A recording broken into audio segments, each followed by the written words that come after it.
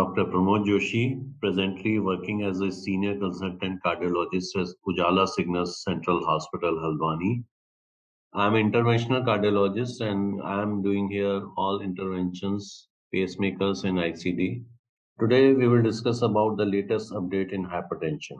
As per WHO, nearly 63% of total death in India are due to non-communicable diseases, of which 27% are attributed to cardiovascular disease, which affects 45% of people in 40 to 69 year age group. Raised blood pressure is among the most important risk factor for cardiovascular diseases. Moreover, it remained poorly controlled due to low awareness about hypertension, lack of appropriate care through primary care and poor follow-up. In India, the prevalence has also gone up over 30 years to 38% in men and 32% in women from 29% and 28% respectively by WHO. Despite that, nearly half of the people, or 51% of the men and 41% of women with hypertension, were unaware of the condition. Additionally, over 62% of the men and more than 53% of women living with hypertension did not get treatment. Medication was used to control blood pressure in fewer than 1 in 5 men and 1 in 4 women with hypertension worldwide, as per WHO in Lancet 2021. International Society of Hypertension has released the ICS 2020 Global Hypertension Practice Guideline. The inclusion of optimal and essential treatment paradigms attempts to address the issue that in resource poor settings. Optimal care refers to evidence-based standard of care, and whereas essential standards refer to minimum standards of care to allow a specification of essential standards of care for low resource settings. The AHA and ACCC has released a scientific statement in 2021 offering new guidance for management of stage 1 hypertension among patients with low atherosclerotic cardiovascular disease risk. And among low risk adults, no AS CVD or 10-year CVD risk is less than 10% with stage 1 hypertension, that is blood pressure 130 to 139 by diastolic 80 to 89 mmHg. Management starts with non-pharmacological therapy. If blood pressure remain uncontrolled more than 3 to 6 months, consider starting pharmacological therapy.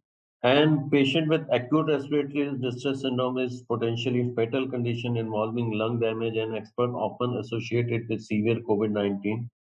A recent study which appears in the Journal of American College of Cardiology that reports metoprolol can reduce the lung inflammation and improve respiratory function in patients with COVID-19 induced ARDS. That was published in JACC 2021.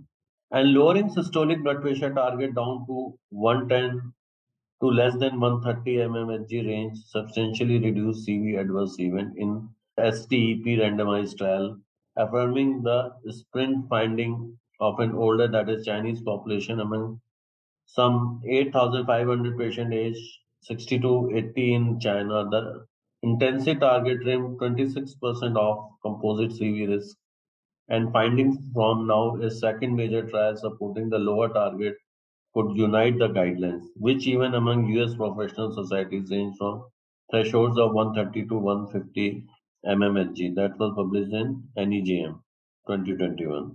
With regard to prognostic value of ambulatory BP monitoring and the nighttime blood pressure, the 2018 European guidelines on the management of arterial hypertension recommend that the diagnosis of hypertension should not only be dependent on office BP measurement, but also on the out of office measurements such as ambulatory BP monitoring or home blood pressure monitoring 24 hours, and nighttime BP measurement were associated with greater risk of mortality and composite of CV outcome.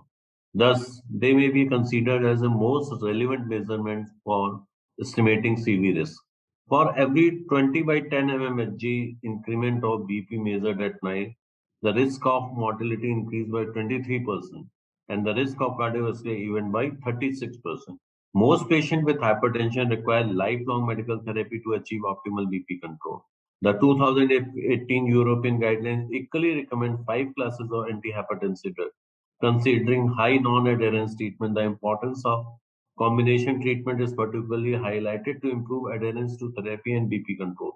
Therefore, the 2018 European guidelines recommend, especially in contests of lower BP target to start antihypertensive therapy with initial dual fixed dose combination of ACE or ARB with CCB or diuretic.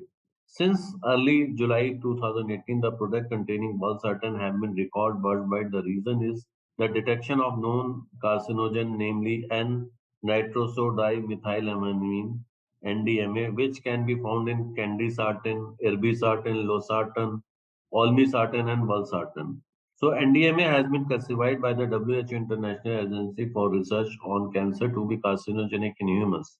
If 100,000 patients would have received NDMA contaminated valsartan for Zhejiang Huai manufacturing site, which is the highest level of contaminants were found every day for 6 years in the highest dose, it could result in 22 additional liver cancer over the lifetime of these patients. The presence of NDMA in these drugs could lead to 8 additional cancer cases in 100,000 patients if they had taken the highest daily dose over 4 years. Valsartan recall accompanied by significant increase in the rate of emergency department visits of plus 6%.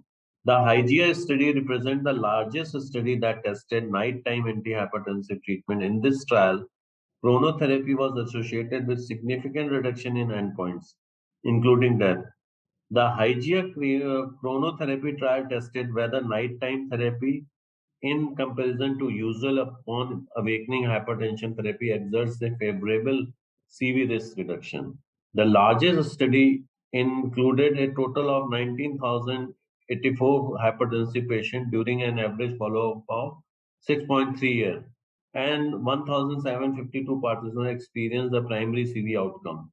An ambulatory BP measurement was performed for 48 hours to collect data on how BP differed during sleep.